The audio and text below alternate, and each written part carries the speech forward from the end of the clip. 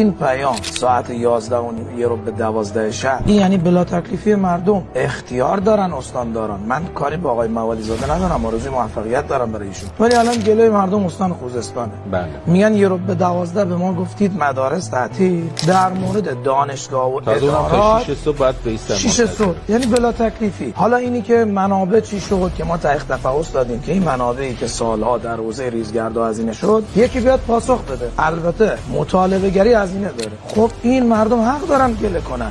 این که کمترین کاره من در استان بشینم تعیین تکلیف کنم شما تعطیلید که دیگه مردم بلا تکلیف نشن. اونی که این هزینه ها کجا رفت؟ چرا کسی مطالبه نمیکنه؟ مطالبه گری هزینه داره. الان چه چیزی مهمتر برای این در وزارت امور خارجه است که حضرت آقا فرمود در کنار مذاکرات 10 ها کار دیگه داره. قطعا اولویت یکش دیپلماسی که وزارت امور خارجه باید با کشورهای همسایه برای حل این مشکل. نکته دوم گله مردم که من این دو روز طرح سوال وزیر رو دادم و از اون وقت چرا برق قطع میشه در دمای 46 47 درجه. من امروز با آقای وزیر و معاونین ایشون در حوزه آب و فاضلاب و برق گفتم یه زحمتی بکشید تشریف بیارید در خوزستان ببینید در ظهر ساعت 2 در دمای 46 درجه برق مردم قطع میشه، مردم باید چه کار کنن؟ چه پاسخی داریم بدیم؟ مردم هر روز من زنگ میزنم واقعا پاسخ ندارم بدم. از این جهت این باعث عصبانیت، باعث نگرانی مردمی میشه که جانشون رو در طبق اخراس در خوزستان و استانهای غربی گذاشتن در کنار بقیه ملت ایران برای اینکه خدشه‌ای به این کشور وارد نشه. بازم حافظ منافع این کشورن ولی عصبانی ان، گله مندن از وضعیت